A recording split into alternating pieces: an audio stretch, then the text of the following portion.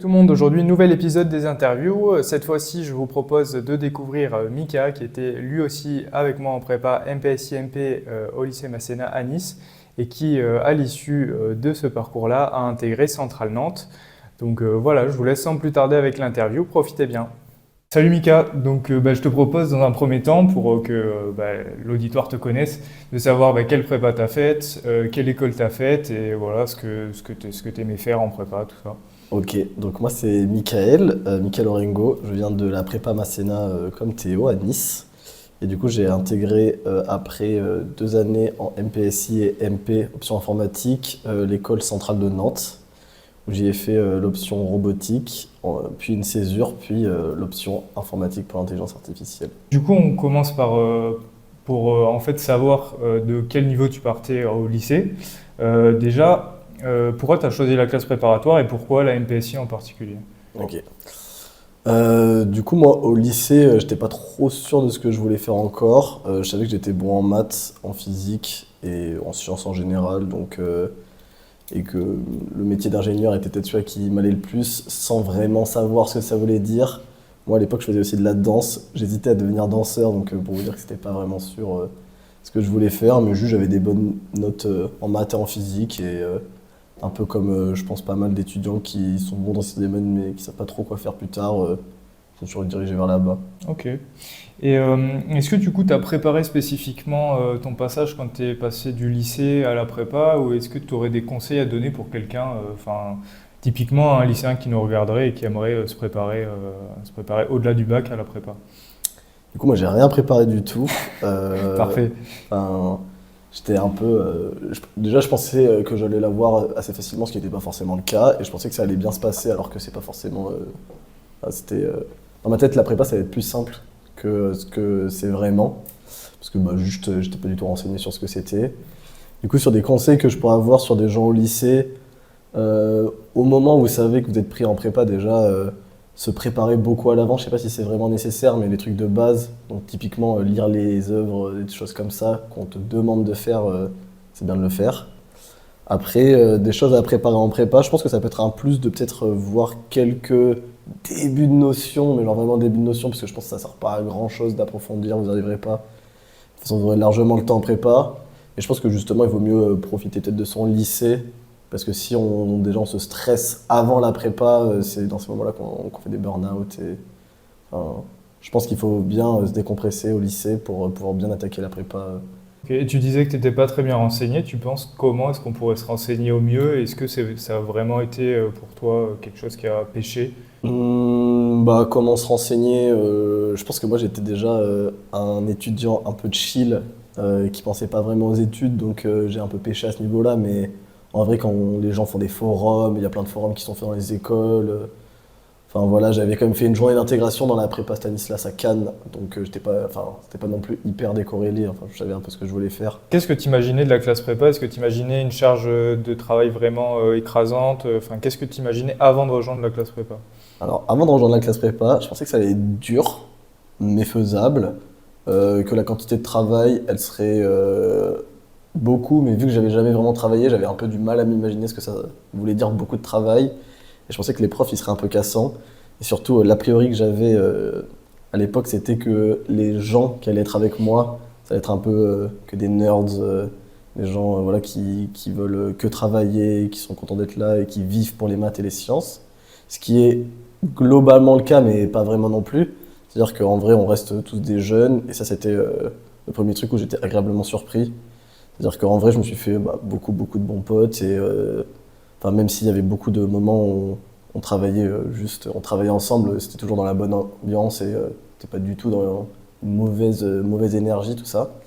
Après, pour la charge de travail, j'avoue, je me suis un peu pris une claque. Moi, perso, en première année, je me suis un peu noyé par la charge de travail, sûrement dû au fait qu'au lycée, je travaillais vraiment pas beaucoup et j'avais pas trop les bonnes bases de travail. Et pour ce qui est des profs, comparé à ce qu'on pourrait imaginer aussi, que c'est cassant, que des mauvaises notes, tout ça, bon, c'est pas nos amis, ils sont pas là pour nous faire des compliments et pour nous dire, pour nous brosser dans le sens du poil, mais par contre, quand on fait bien les choses, ils sont là. Quand il s'agit d'être accompagné, ils sont là, et globalement, les profs, c'était bien. Merci pour cette partie. Je te propose maintenant de parler du sujet brûlant. pour ceux qui nous regardent, c'est comment tu as géré la classe prépa.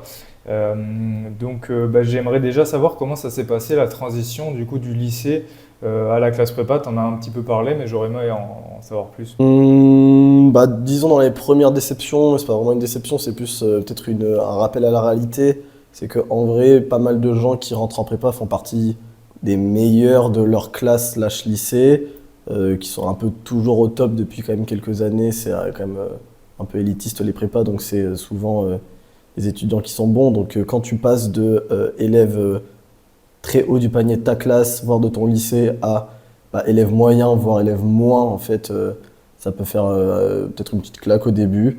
Disons que c'était un peu ma première déception, mais bon, je pense que ça fait aussi partie du jeu et que ça fait du bien des fois d'être remis à sa place et avoir un petit ego down qui fait pas de mal.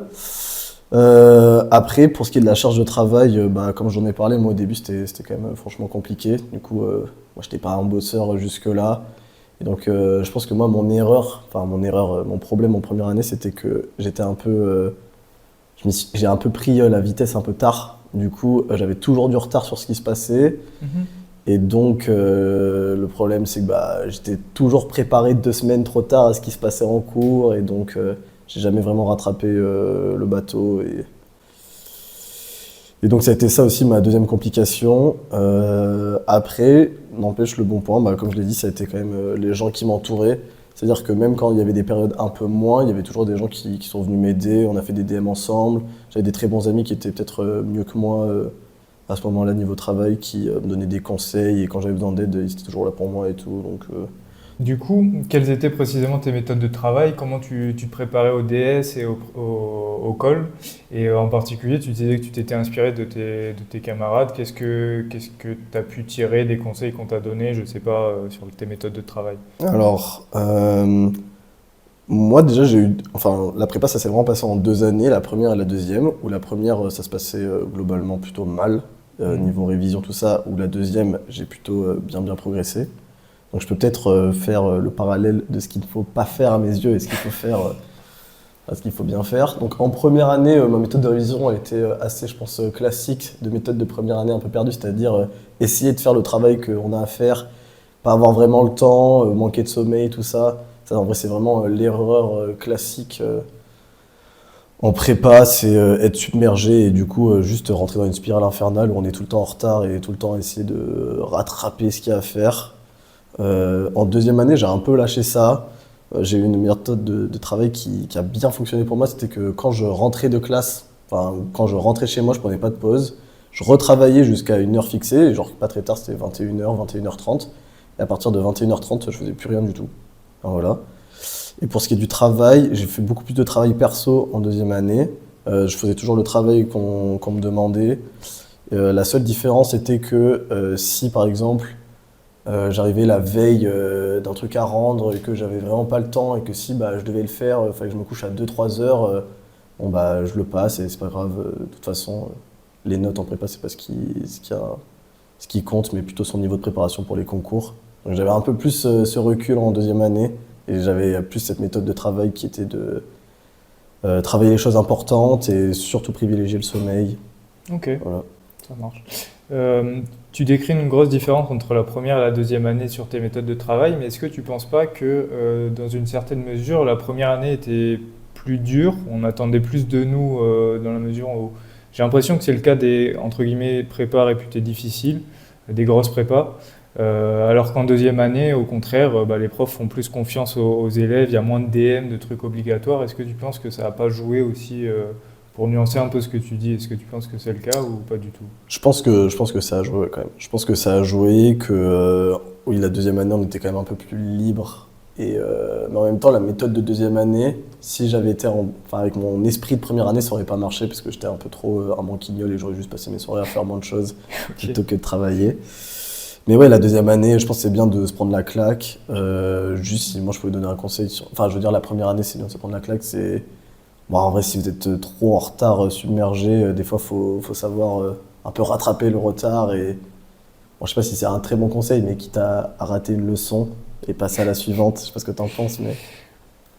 C'est ton conseil après. Moi, un truc que je dis pas aussi, c'est que de la première à la deuxième année, sur les mois de vacances scolaires, j'ai beaucoup travaillé aussi pour D'accord. rattraper justement ce retard.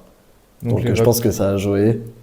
Et je pense que après recul, c'est pas forcément le pire des choses à faire. C'est rattraper tout ce que j'avais pas pu faire sur les vacances scolaires. Après, l'erreur que j'ai fait aussi, c'est que j'ai fait un job d'été sur les vacances scolaires. Donc ça, c'est une mauvaise idée parce que je pense quand même qu'entre la première et la deuxième année, il faut savoir souffler.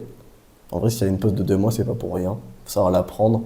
Et je pense que s'il y a un peu de retard qui s'est accumulé tout au long de la première année, c'est pas au début de la deuxième qu'il faut le rattraper en tout cas. Est-ce que tu as une méthode miracle ou quelque chose, des conseils à donner pour organiser son temps ou mieux mémoriser son cours? Je pense qu'il n'y a pas de méthode miracle. Oui, je sais déjà, bien. pour mais bon, commencer. il fallait essayer. Allez essayer. Je pense que chacun fait un peu de sa façon. Déjà, tout le monde n'a pas les mêmes difficultés. Il y en a qui vont avoir plus de mal à être rapides, certains qui vont avoir plus de mal à être concis. Enfin voilà, genre, chacun a ses soucis. Donc déjà, il faut savoir travailler sur ses soucis. Donc à partir de là, il n'y a pas de méthode miracle. Après, moi, je pense quand même que la prépa, c'est quelque chose où pour réussir, il faut s'exercer. Et donc, je connaissais des gens qui faisaient beaucoup de par cœur, qui apprenaient les leçons. Et je pense pas. Dans la classe, on avait certaines personnes qui juste apprenaient, qui faisaient du par cœur, quoi. Et qui faisaient peut-être pas assez de DS, de partiels, tout ça. Et je pense que ça, c'est important.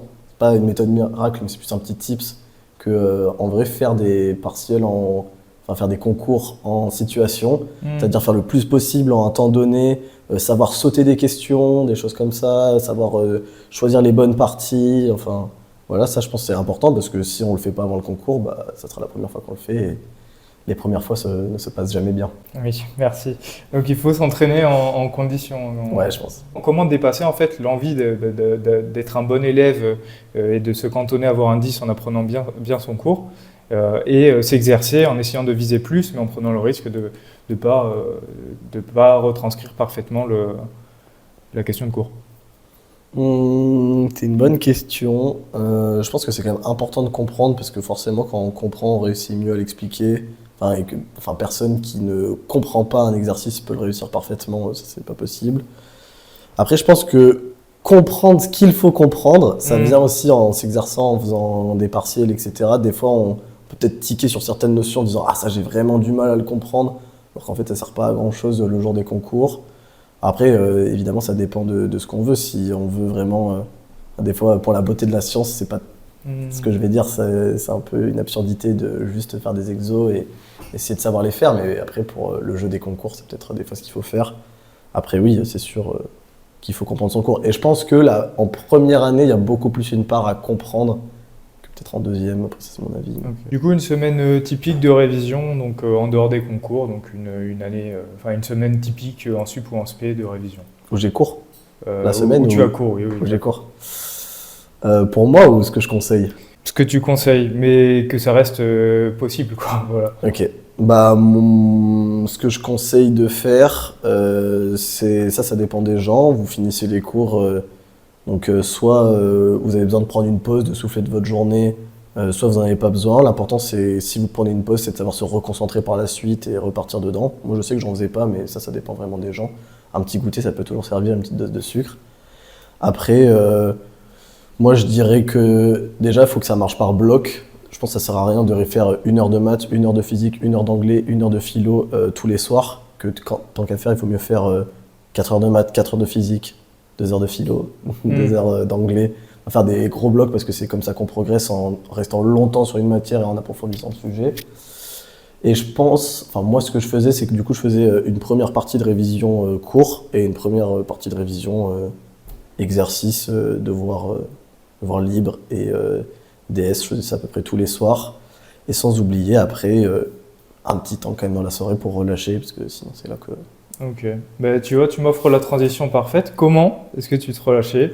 Est-ce que voilà, parce que je sais souvent on a envie d'utiliser son tel et par exemple ça peut menacer l'endormissement. Bon, rien de grave, mais bon, avec une somme d'accumulation de retard, ça peut être un peu pénible. Donc qu'est-ce que tu préconises? Sachant qu'à chaque fois il y a des risques, quoi. Si tu fais du sport, tu te pètes le pied, où le bras avant les concours, les écrits, c'est un peu pénible. Donc, qu'est-ce que tu préconises? Qu'est-ce que tu faisais? Qu'est-ce que tu aurais aimé mieux faire?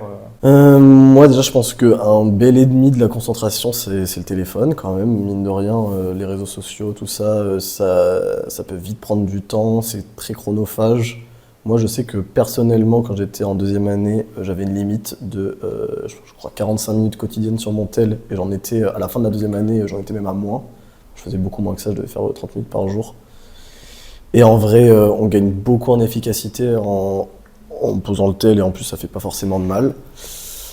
Sinon, en temps libre, comme je disais, moi, ce que je faisais, c'est que je travaillais et je me donnais une heure limite. C'est-à-dire que même si j'avais pas fini mes devoirs à 21h, 21h30, s'il faut vraiment pousser un peu plus tard, mais faut savoir s'arrêter. Et du coup, moi, je relâchais. À partir de 21h30, j'allais manger avec mes parents, je prenais ma douche et soit j'étais épuisé, donc j'allais me coucher, soit je regardais une série, je jouais aux jeux vidéo. Voilà, je pense qu'il faut quand même du temps pour soi. Et après, je pense que une bonne technique qu'on avait adoptée avec Zoé, c'était que le samedi après-midi, on faisait rien. On avait un moment libre dans la semaine, sachant que le samedi matin, on avait souvent partiel en plus. Donc voilà, je pense qu'avoir un moment détente, moi je faisais de la danse à ce moment-là, je pense que le sport c'est bien aussi pour souffler. Donc voilà, un peu un mélange de tout, sport, temps perso, et je pense que quand même les écrans c'est un peu l'ennemi. Okay. Et comment tu repoussais peut-être la culpabilité de se dire je prends une pause à 21h30 et je sais que mes camarades sont en train de réviser le cours, peut-être qu'ils sont en train de me passer devant, ou voilà, c'est peut-être des fantasmes, mais il y a ces pensées forcément qui passent dans ton esprit quand tu te reposes. Comment est-ce que tu arrives à les mettre à distance? Je pense qu'il faut savoir s'écouter, que déjà quand tu fais cette méthode de faire des pauses et tout, déjà moi le premier truc qui a marché pour moi, c'est que j'étais bien plus en forme en cours, vu que je me couchais du coup souvent tôt, vers 22h, 22h30, j'avais beaucoup plus de sommeil. Et ça jouait, du coup j'étais plus concentré en cours. Puis après, il y a deux façons de voir si cette technique elle marche. Soit on le voit direct au partiel, etc. On monte, on progresse et on rattrape du retard, soit c'est pas le cas. Et dans ce cas-là, faut juste garder en tête qu'en vrai, le mieux de la prépa, c'est pas être le meilleur du monde, mais être le meilleur pour soi-même, quoi. Donc je pense que l'important c'est de savoir qu'on bosse sérieusement. Moi je savais que je bossais sérieusement et que ce que je faisais c'était du travail honnête, même si je finissais relativement tôt et que d'ailleurs je faisais ma pause, je savais que c'était important pour moi pour pas craquer. Et qu'en faisant cette pause là à 21h30, le lendemain à 17h je serais prêt à travailler parce que je savais qu'à 21h je ferais ma pause et donc j'étais efficace. Forcément, il y a des moments où tu as douté de tes capacités, mais surtout comment est-ce que tu t'en es relevé? Du coup, douter de ses capacités, forcément, dès le début, comme je l'ai dit, c'était un peu compliqué. On se rend compte qu'on n'est pas le meilleur et qu'on est loin de l'être et que, enfin voilà. Après, moi, j'ai eu un peu une chance, c'était que vu que je savais pas trop ce que je cherchais vraiment en prépa, j'avais pas vraiment d'objectif d'école, tout ça, donc à partir de la deuxième année, j'en avais déjà plus, mais en tout cas en première année, je savais pas vraiment c'était quoi mes objectifs, donc c'est plus dur de douter sur le fait de pas avoir ces objectifs quand on en a pas. Je pense qu'il faut savoir relativiser, que c'est pas très grave de pas être le meilleur et juste faire le mieux possible pour soi-même, c'est déjà très bien. Il faut pas oublier que c'est déjà une filière qui est très compliquée, auquel peu d'étudiants ont la force d'y être et d'y rester. Donc il faut déjà être fier de soi d'y être. Et puis, il faut savoir mettre l'ego de côté et chercher le mieux pour soi. Ouais, c'est bien de rappeler parce que c'est sûr que quand tu te prends des 5 à longueur de répétition, tu oublies que tu as été déjà présélectionné en prépa et c'est que tu étais un très bon élève, mais il peut y avoir qu'un seul premier de la classe. Exactement. Ok. Les pires phrases que tu as entendues en colle, pour toi ou pour un collègue Les pires phrases que j'ai entendues en colle, sachant que j'en ai entendu quelques-unes. Vas-y. Moi, une phrase qui me fait rire, qui a été lors de ma toute première colle d'anglais. La première phrase qu'elle m'a dit bon, Mickaël, c'est très bien. Je suis sûr que tu arriveras à draguer plein de filles aux États-Unis, mais cet accent-là, c'est pas pour l'école. T'avais quoi, l'accent texan L'accent français, elle m'a dit un accent bien français qui plairait bien là-bas, mais ici c'est non. Voilà, donc ça m'a fait rire, ça met déjà le contexte. Après, il m'est arrivé quelques petites folies. Typiquement, une fois, j'étais en colle de maths, à côté de notre salle de cours où il y avait notre professeur au principe de maths qui donnait cours à côté. La prof est partie de la salle pour aller lui dire à quel point j'étais nul. C'est encourageant. C'était encourageant pour la suite de la colle. Enfin voilà, après, Et t'as eu combien cette colle au final? 10 parce que voilà, j'ai 10 réussi tours. là. Un 10 tours. Ok. Un 10 d'encouragement, je pense. Non, après, l'école, c'est pareil. Hein, un truc, déjà, je réalisais plus en deuxième année, mais l'école, c'est pour soi-même. Mhm. Genre, en vrai, faut pas hésiter. Si tu n'arrives pas à un exo, faut pas être omnibulé par la note qu'il y a derrière, ça sert à rien. De toute façon, cette note, elle représentera jamais rien. Mhm. Donc, vaut mieux demander des conseils, demander ce qui allait pas, et vaut mieux prendre les critiques de façon positive, parce que c'est ces critiques qui vont aider les jours du concours. Ton avis sur le fameux dicton prépa maqué, prépa raté? Déjà, je suis avec ma copine aujourd'hui, que j'ai rencontrée en prépa, donc forcément, j'ai un avis que c'est plutôt faux. Alors après, pour tout dire, moi, je suis rentré en prépa en couple avec une fille qui, du coup, elle a fait ses études sur Paris, des études de danse. Et je pense que, pour le coup, le dicton était assez vrai, dans le sens où c'est un peu compliqué quand il y a quelqu'un qui a plus de temps à vous accorder, de rester avec cette personne, parce qu'elle va pas forcément comprendre pourquoi vous lui répondez moins, pourquoi elle s'investit peut-être plus dans le couple et vous ne pouvez pas vous investir autant. Et moi, je pense que ça a été un de mes soucis en début de première année. Enfin, c'est pas très cool d'appeler ça comme ça, mais c'était que forcément, elle voulait de l'attention et elle voulait du temps que je pouvais pas vraiment lui donner. Donc d'un côté, je perdais du temps de prépa, donc oui, ça m'a un peu compliqué dans mes révisions et c'est peut-être ce qui a fait que j'ai pris du retard. D'un autre côté, c'était même pas cool pour elle parce que juste c'était pas forcément non plus agréable pour elle. Donc je pense que en couple qui fait des études complètement différentes, ça peut marcher si la personne est compréhensible en face. Après, à 18-19 ans, est-ce que les gens sont forcément compréhensifs? Pas toujours, donc il faut savoir faire la part des choses. Après, du coup, je me suis mis en couple avec Zoé, on était ensemble en prépa. Oui. On avait à peu près les mêmes objectifs et du coup là ça a été complètement l'inverse, on se tirait vers le haut, on pouvait parler de ce qu'on ressentait, on travaillait ensemble, il y avait une légère compétition saine même qui s'installait dans le couple, donc là pour le coup ça je pense que c'est pas forcément une mauvaise chose et puis ça fait toujours un soutien psychologique qui comprend ce qu'on vit. Donc voilà, je pense que c'est à demi-tranchant, je pense. Voilà, et puis de toute façon, en amour, il n'y a rien de sûr, donc... Quelle sagesse. Je vois que tu es tombé sur le thème l'amour. Je suis tombé sur l'amour. L'amour était-il une fin? Du coup, quelles compétences que tu as développées en prépa tu réutilises actuellement, que ce soit dans tes projets perso ou même au travail? C'est pas forcément Enfin voilà, tu vas pas résoudre des problèmes d'algèbre linéaire très poussés, Ouais. mais quelque chose que tu as appris en prépa et que tu réinvestis. Déjà, le premier truc, et je pense que tout le monde sera d'accord, c'est la gestion du temps, la gestion du stress et gestion de la charge de travail.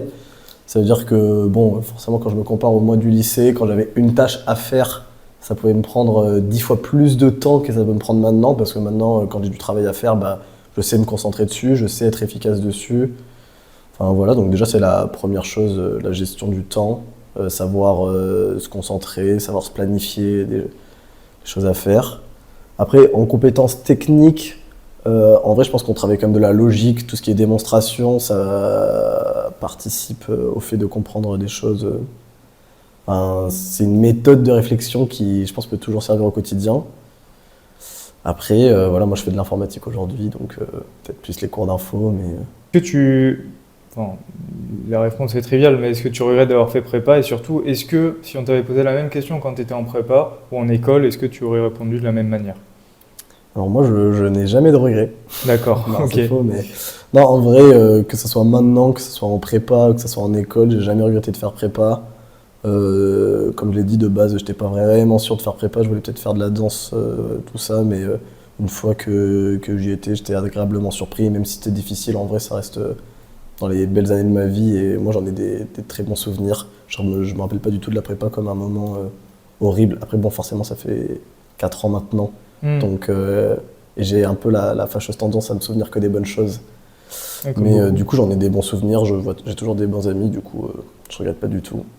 Et en prépa déjà, je pense que la même chose. Si tu devais changer quelque chose dans ton expérience en prépa, qu'est-ce que ce serait et que ça reste quand même accessible? Enfin, je veux dire, on aimerait toujours faire mieux en prépa, mais quelque chose que tu aurais aimé dépasser et que tu penses pouvoir être dépassé. Déjà, il y avait un peu mon implication en première année quand même, et je pense que le truc, mais c'est très compliqué quand t'as la tête dans le guidon, que t'as le stress des concours et tout, mais il faut savoir prendre du recul sur ce qui se passe, sur ce que tu es en train de faire, sur ce qui est important. Ça, je pense que c'est compliqué, mais je pense que ça m'aurait aidé tout du long. Enfin, typiquement, le fait de penser que tout ce qui est en train de se faire pour un prépa, bah, c'est pour préparer les concours. Et donc, genre, il ne faut pas prendre à cœur une mauvaise note, parce que bah, cette mauvaise note, c'est juste une leçon que tu feras mieux le jour du concours. Et, enfin, voilà, l'important, c'est à la fin de la prépa, et tout ce qui s'y passe, des fois, l'école, quand on se prend des vacheries, des mauvaises notes, tout ça, bah, faut avoir un peu de recul dessus, se rendre compte que c'est pas... enfin, des fois, si tu entends quelqu'un qui dira j'ai la flemme d'aller en col, tout ça, bah, en vrai, n'y va pas, il va rien t'arriver, et c'est pour toi, il faut travailler pour toi-même, et ça ne doit pas du tout être une corvée. Est-ce que tu as été marqué en particulier par un camarade ou un enseignant, quelque chose qui pour toi était remarquable en prépa? Bah moi, ça serait plutôt les enseignants. Que ce soit les enseignants de première année avec qui j'ai peut-être moins d'attache émotionnelle, mais qui, je pense, finalement étaient des bons professeurs pour me mettre dans le bain. Puis mes professeurs de seconde année, où je pense qu'ils étaient beaucoup plus adaptés à moi, étaient très humains, très gentils. Et, enfin voilà, je pense que forcément sans eux, on serait pas là, mais en vrai, leur bienveillance, ça a quand même touché, je pense. Tu as choisi informatique en deuxième année, enfin en deuxième semestre de première année. Pourquoi ce choix? Et est-ce que tu penses que c'est un bon calcul pour les concours? Enfin, qu'est-ce qui a motivé ce choix? Déjà, j'aimais pas l'ASI. Donc Ok. déjà, ça a été Ça facilite ça le a choix. facilité le choix. J'aimais pas du tout l'ASI. Et en plus, j'aimais bien l'informatique pour tous. Forcément, ça me poussait un peu plus vers là-bas. Et en plus, je me débrouillais plutôt pas mal en informatique pour tous. Du coup, voilà, faut savoir que du coup, l'option informatique, ça n'a rien à voir avec l'informatique pour tous. C'est un autre langage, et c'est des autres concepts. Et ça ressemble pas du tout à l'informatique pour tous. Mais enfin, voilà. Est-ce que c'est un bon calcul? Donc sachant qu'au concours c'est pondéré, ça veut dire que la moyenne, les médianes et les quartiles sont les mêmes pour les deux options.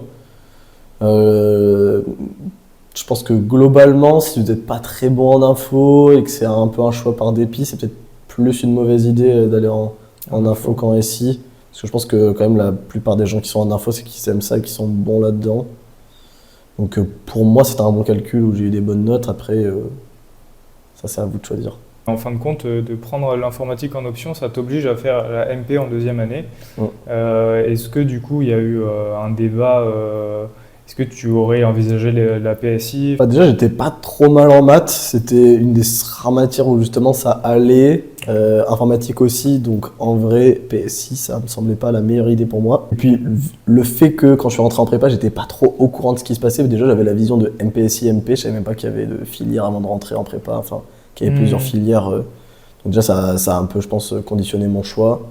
Après, voilà, le fait que j'étais meilleur en maths et en informatique, forcément, pour moi, le choix était plutôt logique. Donc, j'ai pas tout à fait compris. Tu as gardé l'espagnol surtout et tu l'as présenté au concours?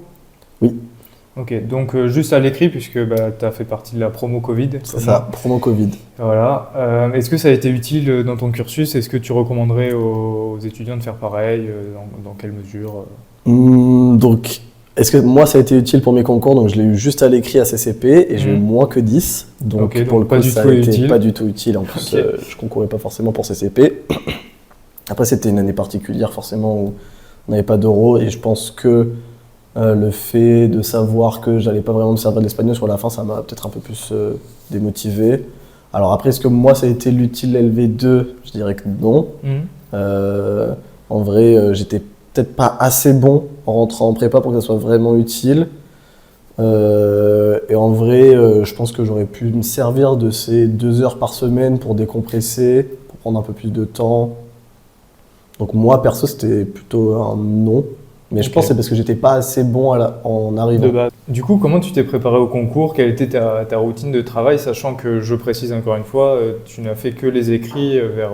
je crois que ça a commencé vers, on va dire, le 26 juin, 25 juin, un truc dans le genre, si mes souvenirs sont bons. Donc il n'y avait que les écrits. Comment tu t'es préparé pour cette échéance? Du coup, ouais, année particulière, on n'a pas travaillé les euros. Du coup, on était un peu dans le flou pour savoir ce qu'on allait faire. Donc moi, je suis parti du principe que, en tout cas, c'était un moment où il fallait quand même tout donner, peu importe la durée qui allait se passer. Donc ce que je faisais, c'est que j'avais prévu un planning de révision qui allait de Enfin, en fait, j'ai un peu gardé ce que je faisais en prépa. De 8h à 19h, je travaillais. À partir de 19h, par contre, je me décompressais. Donc, et ce que je faisais, moi, sur la fin, vu que les cours, ils étaient déjà normalement acquis, je faisais des annales de maths, physique, informatique, français, philo anglais, pardon. Et je pense que le truc qui est pas mal à faire, que je sais que pas mal d'autres classes n'ont pas osé faire, que moi j'ai fait, c'est que chacune des annales que je faisais, en tout cas pas chacune, mais beaucoup que je faisais, toutes celles que je faisais au prof, je les envoyais au prof, pour qu'ils puissent me faire un feedback. Il y en avait qui n'osaient pas faire ça. Moi, les profs, ils m'ont toujours répondu, toujours dit ce qui allait pas et ce qui allait bien, et au final, ça m'a permis de progresser. Donc voilà, je faisais beaucoup d'annales, et quand il y avait des annales où je sentais qu'il y avait des parties du cours où là, peut-être là, j'ai mal compris, j'arrive pas trop à faire cette partie, je le retravaillais 1 heure ou 2, et puis voilà. Coupe dans l'interview, mais si vous êtes toujours là, c'est qu'a priori vous appréciez ce contenu, alors n'hésitez pas à vous abonner, à liker, ça me donne beaucoup de force et puis ça m'aide vraiment pour le référencement des vidéos, alors n'hésitez pas à le faire. Allez, je vous laisse avec la suite de la vidéo. Est-ce que tu as été agréablement ou désagréablement, défavorablement surpris par une note au concours? Lesquelles? Laquelle? Ouais, moi j'ai été agréablement surpris par ma note en philo à Centrale. C'est un truc qu'on te répète un peu toute l'année. C'est que la note à Centrale en philo, c'est des fois un peu random. Et pour moi, je pense que ça a été un peu le cas. On va dire décorrélé des résultats. Voilà, décorrélé des résultats, où j'ai eu une assez bonne note par rapport à, je pense, mon véritable niveau. Tu as eu combien? J'ai eu 13,9. D'accord. Donc ce qui était bien, sachant que mine et CCP, j'ai eu 9 et que toute l'année j'avais 9. Je pense, de rien, ça a un peu aidé. Après, j'étais agréablement surpris aussi de mes notes en physique, où j'ai eu, que ce soit mine ou centrale, des très bonnes notes, sachant que le niveau que j'avais fin de première année était plutôt mauvais. Et du coup, j'étais content quand même d'avoir bien progressé dans ce domaine. Tu as eu quelle note Je pense que j'avais eu un bon 14 au mine, un 12,5, un 14, un truc comme ça, ce qui était quand même bien pour mon niveau. Et après, j'étais peut-être un poil déçu de mes notes en informatique, sachant que c'était vraiment mon point fort. Maintenant, on suppose que voilà, les concours c'est fini. Comment tu classais tes vœux? Est-ce que tu t'es pas laissé aller à quelques réflexes, on va dire, de personnes en prépa? Tu regardes le classement et tu le classes un peu bêtement sans réfléchir à ce que tu veux faire plus tard. Est-ce que tu regrettes certaines choses dans tes vœux? Alors oui, en vrai, je pense que c'est un peu la solution facile quand on ne connaît pas vraiment les écoles, qu'on est un peu perdu, qu'on a la tête dans les révisions et pas forcément sur le après. Donc ouais, je suis parti sur classement étudiant, classement SCEI, quelles sont les meilleures écoles, et voilà. Sachant que au forum des écoles, j'avais été beaucoup plus attiré par les écoles mines. Donc mon premier classement, il se basait, il y avait quasiment que des écoles mines au début et les centrales plutôt derrière. Voilà. Après, j'avais pas vraiment d'idée de ce que je voulais faire plus tard, si ce n'est que je savais que c'était plutôt orienté mathématiques, physique. Donc j'avais quand même classé en fonction de ça. Donc j'avais mis des Télécoms Paris, des écoles du style devant. Et après réflexion, en relisant un peu quand même tous les programmes, j'avais redécidé d'intégrer plus les centrales dans mon classement, parce qu'en vrai, voilà. Et je m'étais quand même renseigné sur quelles centrales avaient les meilleures spécificités, parce que même si les centrales ont des écoles généralistes, elles ont plutôt des spécificités, on va dire, de réputation. Voilà, pour Centrale Nantes, c'est l'informatique, donc c'est pour ça que je l'avais plutôt mis au-dessus. Sachant que j'avais également regardé les partenariats à l'international si je voulais en faire, parce qu'à l'époque je voulais en faire, bon au final j'ai fait une césure, mais on y reviendra.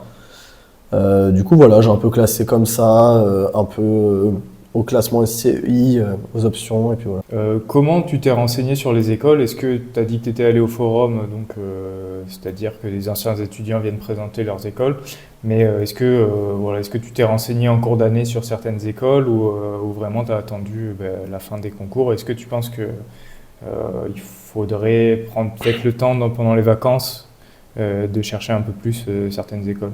Alors moi du coup je m'étais mis au tout dernier moment. Pour te dire, je vais me changer, j'ai finalisé ma liste d'écoles 30 minutes avant la fin dans une voiture. J'étais vraiment pas sûr et j'étais pas vraiment renseigné. Je pense que c'est quand même bien de se renseigner pour avoir un objectif. Un objectif d'école, ça peut forcément te pousser vers le haut, savoir ce que tu vises, savoir quel concours tu dois te concentrer. En plus, chaque concours a leur spécificité, donc si tu as des objectifs, c'est quand même pas trop mal. Après, je pense qu'il faut pas trop se monter la tête avec les écoles que tu veux. Il faut garder quand même avoir une vision assez globale. Comme ça, bah, forcément, il y a moins de déception au cas où tu l'as pas. Et faut garder en tête qu'en vrai, toutes les écoles sont bien. Moi, je pense que l'important, c'est de savoir assez tôt si tu veux plutôt une école généraliste ou spécialisée. Parce que c'est là où je pense qu'il y a quand même la plus grosse différence. Enfin, c'est là où ça diffère vraiment les écoles entre elles. Donc, tu as eu pendant j'imagine, le premier appel central Nantes, pendant ta 3,5, t'as pas hésité à faire 5,5. J'ai hésité 5 petites minutes. Parce que du coup, moi, ce que je visais de base, c'était comme Paris. Du coup, Centrale Nantes, c'était quand même dans mes top choix. Je sais plus combien c'était, mais ça devait être top 6 ou c'était pas tellement loin non plus. Voilà, donc j'ai hésité 5 petites minutes, mais en vrai, sachant que moi j'ai fait MP, que j'étais pas le meilleur des élèves, avoir Centrale Nantes en 3,5, sortant d'MP, ça m'allait bien. Je pense que j'aurais pu avoir mieux peut-être si j'avais fait 5,5, mais bon, peut-être qu'on y reviendra plus tard, mais de toute façon, une école du top, après, peu importe son top, ça reste une école du top. Donc j'étais quand même content de mon école, donc j'ai pas vraiment hésité. Et puis aussi, un truc qui m'a fait penser, c'est que les concours qu'il y a eu, ils étaient quand même plutôt sur les sujets que je maîtrisais. Donc je me disais que est-ce que je ferais vraiment mieux l'année d'après, sachant que ça serait potentiellement des sujets que je maîtrise moins. Si tu avais un conseil à donner à ceux qui nous regardent, donc ceux qui sont en prépa, qu'est-ce que tu leur dirais? Hmm, Je vous dirais de pas baisser les bras, de pas non plus vous sous-estimer, de garder la tête haute tout du long, de savoir ce que vous voulez et ne pas hésiter à demander à vos professeurs des conseils. Ils sont là pour ça. Moi, je sais que j'avais été particulièrement motivé en deuxième année par un étudiant d'une école que je voulais, que j'avais contacté pour lui demander des conseils. Enfin, voilà, il avait réussi à me motiver, sachant que fin de première année, j'avais pas du tout des hauts espoirs en termes d'école, parce que mon niveau il était pas formidable. Je pense qu'il faut oser aussi. Moi, je sais qu'en MP, on faisait beaucoup de sujets plus CCP, tout ça en mathématiques, et j'étais allé voir le professeur pour lui demander si on pouvait s'attaquer à des centrales et à des mines, auxquelles de base il m'avait un peu rembarré, mais au final il l'avait fait et ça s'était bien passé. Donc je pense que faut vraiment garder en tête que la prépa, c'est de la préparation, c'est pour vous. Enfin, le regard des autres, il n'est pas important. L'important, c'est de savoir ce qu'on vaut, trouver son rythme de travail, ne pas du tout baisser les bras. Et puis, enfin voilà, hein, après, c'est sur vous. Et dans tous les cas, vous êtes en train de faire vous aurez une bonne école, quoi qu'il se passe, et vous pourrez être fiers de vous. Ok. Est-ce que tu as une petite anecdote croustillante de prépa à nous partager? Une petite anecdote. Vas-y, Typiquement, quelque chose qu'on n'aurait pas dû faire. Vas-y. Ah, si, je sais. Qui est très marrant. Donc, faut savoir que chaque semaine, pour travailler l'anglais, on avait un petit test de vocabulaire. Notre prof d'anglais nous donnait des phrases à traduire sur un thème. Et donc, nous, petits garnements qu'on était, qui n'avons pas vraiment envie de bosser l'anglais, on demandait à la classe des MP étoiles qui avait les mêmes phrases de nous les donner pour qu'on les prépare à l'avance. Et donc, chaque semaine, quelqu'un de la classe prenait ces phrases, les traduisait au tableau et toute la classe les apprenait par cœur. Et donc du coup, nous on avait cours dans notre classe. Donc un jour, on commence le cours, sauf que donc on fait le test, enfin classique, et la prof nous dit purée, faites quand même pense sur vos tests, vous êtes bien meilleurs que les MP étoiles et tout. Bon, déjà là, on aurait pu se dire pas bien ce qu'on fait, puis en vrai, ça sert à rien de toute façon. Et le vidéoprojecteur marche pas, donc on est obligé de changer de salle. Devinez quelle salle est libre à ce moment-là. Notre salle de classe. Donc on rentre. Avant de rentrer, je me dis putain, les phrases sur le tableau que la prof va voir. On ouvre, elle découvre les phrases. On n'a plus jamais eu de test de vocabulaire à partir de ce moment. C'est vrai en plus. C'est vrai. Voilà. Merci pour cette partie sur la prépa. Je te propose de passer maintenant à l'école d'ingé pour discuter de certains mythes et voilà, de qu'est-ce que tu en as pensé. Donc, tu as intégré Centrale Nantes. Est-ce que tu peux nous expliquer un peu le fonctionnement global de l'école, donc le cursus et les options Donc, Centrale Nantes est une école du groupe Central, qui est un groupe d'écoles généralistes. Donc, qui se décompose en Centrale Paris-Supélec, Centrale Lille, Centrale Nantes, Centrale Lyon et Centrale Méditerranée. En tant qu'école généraliste, la première année à l'école centrale de Nantes est une école où on a un cursus, enfin on a un tronc commun, donc avec plein de matières différentes, maths, informatique, physique, des trucs plus tournés peut-être environnement, des options que tu choisis, mais des options courtes, ce qu'on appelle. Donc moi c'était par exemple biologie et c'était algorithmique. Enfin, voilà, donc une première année généraliste. Et donc ensuite, il y a une vingtaine d'options donc, que tu peux choisir en deuxième et troisième année. Donc tu vas faire une option en deuxième, une option en troisième année. Donc les deuxième et troisième années se retrouvent ensemble dans les options. Et donc là, il y a une vingtaine d'options différentes sur plusieurs thèmes, mathématiques, physique, matériaux, entrepreneuriat, il y a plein de filières différentes. Et voilà, donc deuxième et troisième année. Donc en gros, on a une année généraliste, puis 2 années spécialisées dans 2 domaines différents. Tu dirais quelles sont les forces, les faiblesses de l'école de manière générale? Je sais que par exemple elle est plutôt tournée vers la recherche. Donc voilà, quelles sont ses spécificités et qu'est-ce qui peut être une force pour certaines personnes et une faiblesse pour d'autres? Alors pour parler de la recherche, effectivement, Centrale Nantes, donc à Nantes, il y a un technopôle de recherche avec plusieurs grosses compagnies du style Airbus, Naval Group, enfin, voilà, orienté environnement, robotique et surtout aussi un gros pôle océan à Centrale Nantes. Donc du coup, si vous voulez faire de la recherche, c'est très bien. Il y a des chercheurs qui travaillent sur l'école, sur le site de l'école dans des bâtiments à eux. Centrale Nantes, il y a, pour la partie océan, il y a le plus grand bassin européen d'essai pour des vagues. Bon, moi, je ne m'y connais pas trop vu que c'est pas trop les options que j'ai choisies. Okay. Mais voilà, pour tout ce qui est recherche. Par contre, moi, qui étais en option robotique en deuxième année, il y a toute une partie recherche. Donc, par exemple, il y a une partie de l'école où on peut faire des tests sur des voitures autonomes. Voilà, il y a des chercheurs. Donc, c'est bien. Parce que pour ces options-là, du coup, on peut parler directement à des chercheurs et ça aide pour trouver des stages dans la recherche. Okay. Ça, c'est vrai que l'école, elle aide. Donc, ça, c'est pour toute la partie recherche. Si on aime ça, c'est vrai que c'est bien. Après, ce qui a pour moi un avantage, mais je pourrais comprendre que pour certains c'est un désavantage, c'est que c'est une école généraliste. Donc école généraliste, ça veut dire que si vous finissez la prépa et que vous ne savez pas encore vraiment dans quoi vous voulez vous spécialiser, ce qui est bien central, c'est que ça laisse une année de plus. Par contre, le point négatif, c'est que chaque option, il y a un numerus clausus dedans qui est assez faible. Donc il y a des options qui sont très demandées, donc dures à avoir.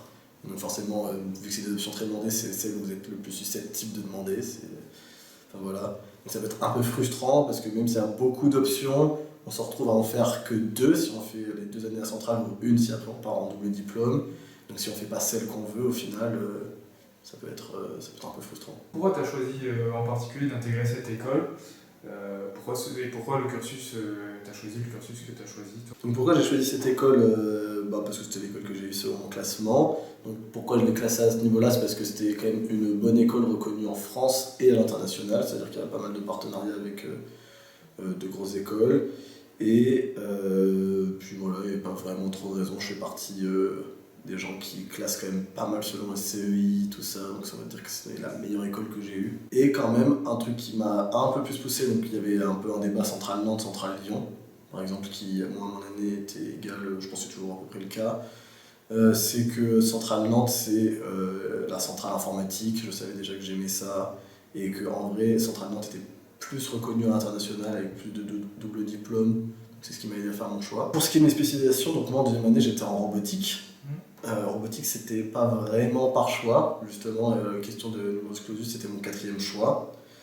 Donc 4e sur 20, on se dit que c'est pas si mal, mais en vrai c'est pas génial. Pourquoi robotique quand même, je l'avais classé 4e, c'est parce que je savais que je voulais faire une option tournée informatique, parce qu'en fait moi ce que j'aime c'est ça, je me suis rendu compte en école, sur toutes les options informatiques que j'ai pu faire, moi j'adore coder. Du coup voilà, je me suis tourné sur la robotique. Par contre en dernière année d'école, j'ai eu informatique pour l'intelligence artificielle, donc ça c'était vraiment l'option que je voulais, que j'ai eu sur motivation. Et donc bon, j'ai choisi ça parce que pareil, j'aime beaucoup l'informatique et c'était un sujet que je connaissais pas et que je pense qu'il pouvait peut-être m'apporter des choses et dans lequel je sentais que je pouvais travailler plus tard. Tu dis que tu l'as eu sur motivation, tu peux nous expliquer un petit peu plus? Ouais. Du coup, pour chaque option, donc, il y a des places attribuées. Donc, par exemple, dans mon option, c'est 28. Sur ces 28, il va y avoir 26 options par classement. Ça veut dire qu'à la fin de la première année, on a un classement. Et donc, selon tes vœux, enfin, on va te classer selon tes vœux, la meilleure vœu que tu peux avoir selon ton classement. Et ensuite, il y a 2 places qui sont attribuées par motivation. Donc là, tu fais une demande sur motivation. Donc pareil, il y a beaucoup d'élèves qui font ça quand ils ne sont pas contents de leur option. Et donc, moi, je suis passé par ça. Du coup, on entend souvent qu'en école, on ne fait plus rien. Du coup, j'aurais aimé savoir quelle est la charge de travail qu'il y a à Centrale Nantes, en particulier si les partiels sont difficiles à valider. Et tu parlais de numerus clausus, donc j'imagine que l'arbitrage se fait sur les notes. Est-ce que c'est difficile d'avoir ces spécialités-là? Alors, moi, je fais partie des étudiants qui, après la prépa, se sont plutôt relâchés. J'ai pas vraiment travaillé. Après, comme j'expliquais tout à l'heure, la prépa, ça permet de continuer à avoir un bon rythme de travail. Donc, quand il y avait des partiels, la semaine avant, je travaillais bien, de façon efficace. Et voilà, je fais partie quand même des gens qui travaillaient le minimum, mais qui travaillaient. Ce qui fait que pour ma part, j'ai eu aucun rattrapage, alors que ça peut être assez monnaie courante dans les écoles d'ingénieurs, parce que bon, voilà, il y a le gros relâchement post-prépa et beaucoup de gens qui en profitent pour souffler. Après, voilà, du coup, que ce soit mes 2 options, j'ai pas eu. Enfin, en deuxième année, j'ai eu l'option que je voulais, mais par motivation, et en première année, j'ai pas eu. Je veux dire, en deuxième et troisième année. Donc, quand il y a eu le moment des options, j'ai pas eu celle que je voulais parce que je pense qu'effectivement, j'avais pas assez travaillé. Et donc, il y a quand même des gens qui sortent de prépa qui continuent de travailler. Donc, il faut quand même travailler à un minima, voire un peu plus qu'un minima, pour pouvoir faire exactement ce qu'on veut dans ces écoles. Après, la charge de travail, on va pas se mentir, elle est quand même bien moindre. Ok, et est-ce que c'est difficile de valider? J'entends par là, dans certaines écoles, il suffit, on a droit à tous les documents et il suffit de faire un contrôle F pour chercher la réponse du partiel précédent et la recopier. Est-ce que c'est le cas ou est-ce que c'est des sujets qui changent chaque année? Est-ce que c'est difficile de valider tout simplement? Alors, pour la première année, je pense que c'est pas si difficile que ça, c'est pas très simple. Je pense que ça dépend aussi des options desquelles tu viens, forcément pour les partiels de maths, que tu viens de MP, ça va plus t'aider que quand tu viens de fac, où il y a des gens qui font des doubles diplômes d'école de commerce, donc forcément c'est plus simple de valider quand tu viens de prépa scientifique. Après, il y aura toujours des rattrapages au cas où vous ratez. Par contre, pour ce qui est des options de deuxième et troisième année, ça dépend vraiment des options dans mon école. Il y a des options où les partiels sont quasiment donnés, droit aux documents. Il y a même des rumeurs comme quoi on va monter tes notes pour être sûr qu'il n'y a pas de redoublement dans ces options depuis des années. Et des options où c'est bien plus dur, où là, il faut vraiment travailler, il faut vraiment bosser. Et s'ils ont envie de te faire redoubler, ils te feront redoubler. On va parler un peu de la vie associative, c'est un peu plus tranquille. Déjà, pour avoir une vie associative, j'aimerais savoir comment est-ce que l'ambiance de travail, entre collègues aussi, ça a changé entre la prépa et l'école. Qu'est-ce que tu as ressenti, toi, personnellement, en termes d'ambiance? Je trouve que dans la continuité de ce que j'ai pu voir en prépa, c'est quand même des gens assez fun. Et au final, en prépa, moi j'étais entouré de gens qui, je trouve, me convenaient, m'allaient, avec qui je peux avoir à la fois des gros moments rigole et quand même des moments plus sérieux, ce qui est quand même sympa dans la vie de tous les jours, t'as pas forcément envie de déconner tout le temps. Du coup, les gens en école, ça reste un peu dans cette dynamique-là, moi je trouve. Après, nous on a eu l'année Covid, donc c'était peut-être un peu plus compliqué au début niveau associatif, dans le sens où il y avait pas mal de choses fermées. Moi ça m'a pas empêché de faire beaucoup d'associations et d'y trouver ma part. C'est peut-être ça le plus déroutant au début, c'est face à cette quantité de vie associative, qu'est-ce que je dois choisir? Ça reste un choix presque, c'est important que le choix d'option. Ok. Du coup, est-ce que tu peux nous décrire un peu la vie associative et comment tu y as participé, toi, personnellement? Quels étaient tes projets qui t'ont motivé? Ouais, du coup, il y a une grosse partie sport dans le central. Donc avec beaucoup de sports différents, vous trouverez forcément votre compte. Et si vous ne trouvez pas votre sport, de toute façon, vous pourrez inventer votre asso. Donc voilà. Moi, pour ma part, j'ai choisi de faire foot parce que je suis mauvais à ça, mais pourtant j'aime beaucoup. Donc, je suis rentré dans cette association et j'ai passé beaucoup de bon temps. Vu que vous êtes entouré quand même de gens sympathiques, bah, mine de rien, moi, même si j'étais pas bon, il y avait une très bonne ambiance. On a même pu faire des matchs en ligue universitaire, c'était cool. Enfin voilà. Après, il va y avoir tout ce qui est côté peut-être un peu plus art, donc des assos de musique, des assos de chant, des assos de danse. Donc moi j'ai été président d'une asso de danse et également d'une asso de musique en fanfare où j'ai appris le saxophone du coup à Centrale. Donc pareil, ça me prenait beaucoup de mon temps. Puis après, il y a beaucoup d'assos diverses, que ce soit de discussion, que ce soit de jeux, que ce soit un peu tout ce que vous pouvez chercher. Et puis l'avantage de grosses écoles comme ça avec beaucoup d'élèves, c'est qu'il y a forcément dans le lot quelqu'un qui partage la même passion que toi. Donc tu pourras trouver des gens avec qui t'amuser.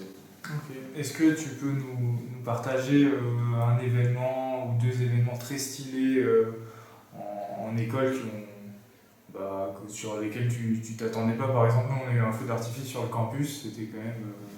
C'est pas tous les jours quoi. À quoi tu penses?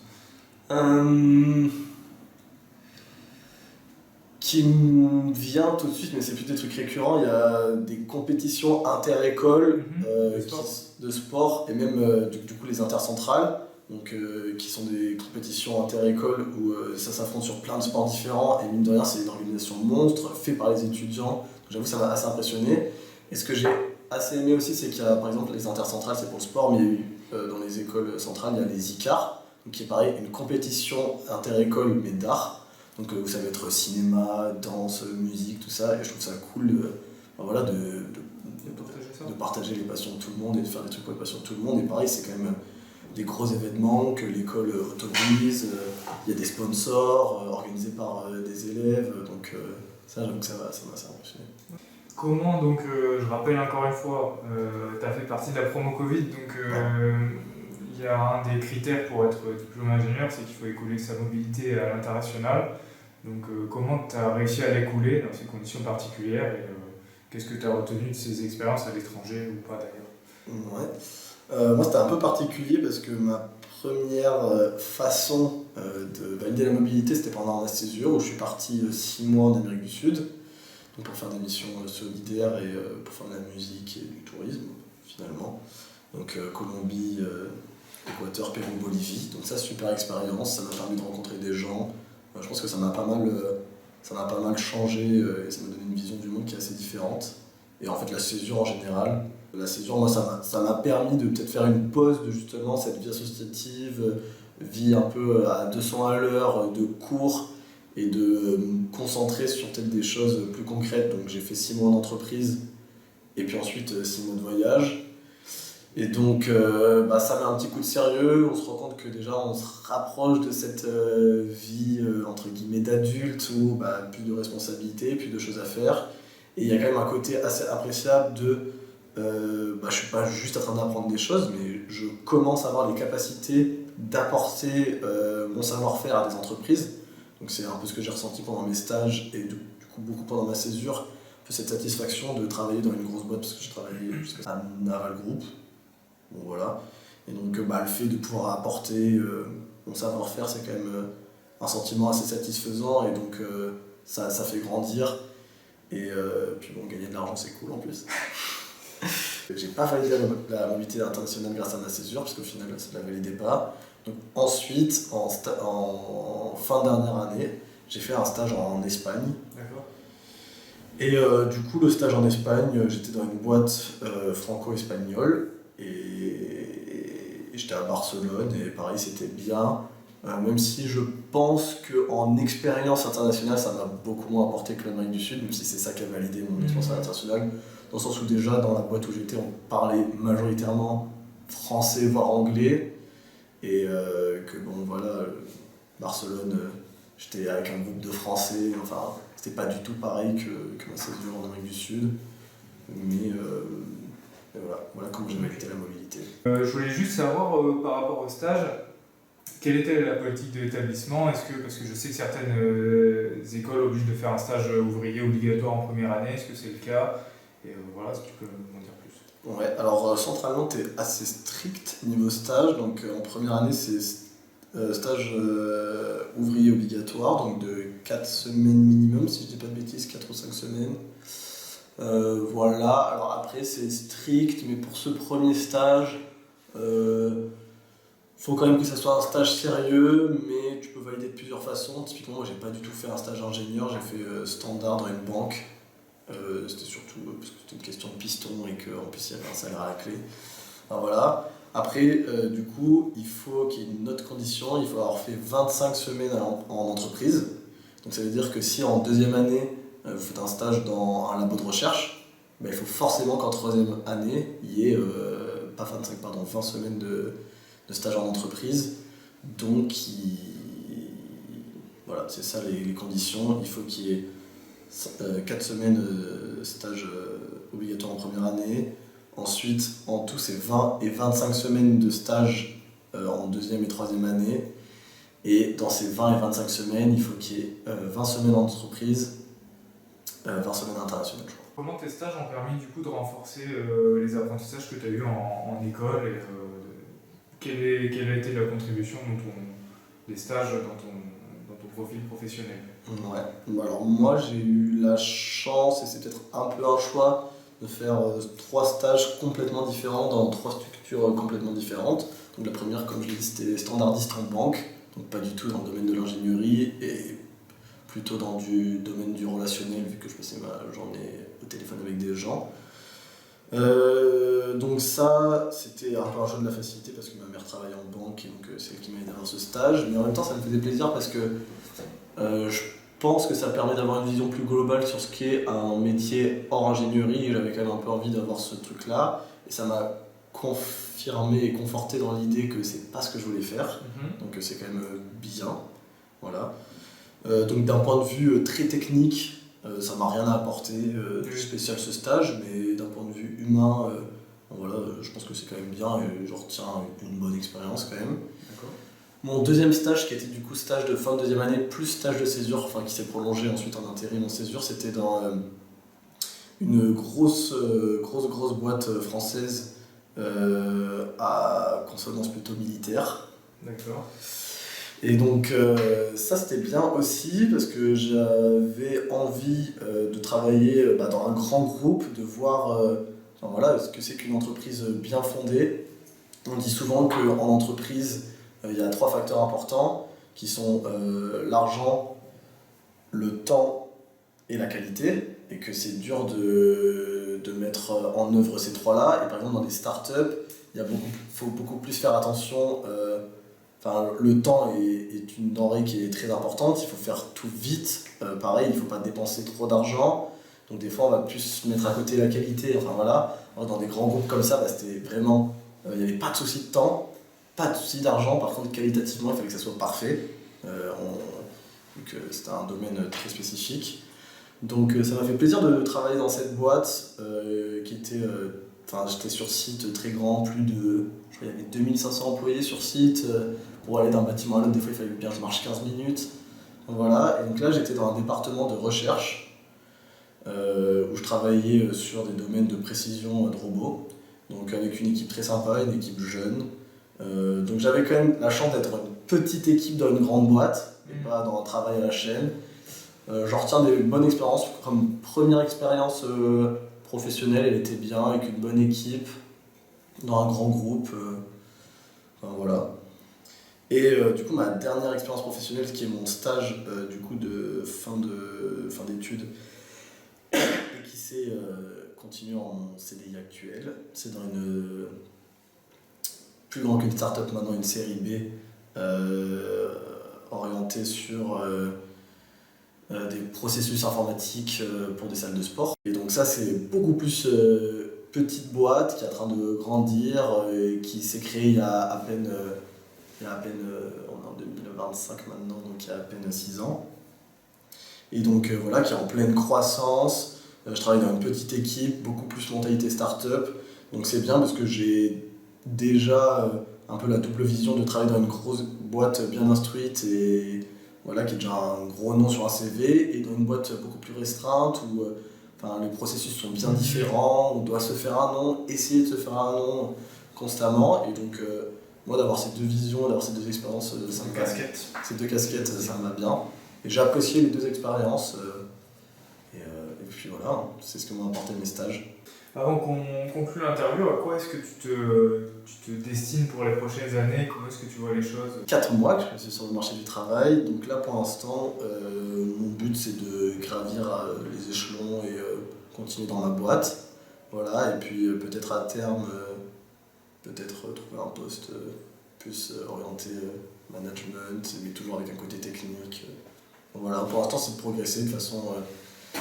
Études et travail, c'est très différent. Dans le monde du travail, on apprend beaucoup de choses qu'on n'apprend pas dans les études. Et donc, je pense que j'ai encore énormément de choses à apprendre. Je suis encore jeune, je suis pas pressé. Voilà, le but, c'est juste, pour l'instant, gagner en compétences et voir les opportunités qui s'offrent à moi. Merci pour ce mot conclusif qui est très inspirant. Et merci pour ton temps. Je suis sûr que ça sera utile aux personnes qui vont regarder. Merci Mika. Merci à vous d'avoir écouté. Et à la prochaine. Yeah.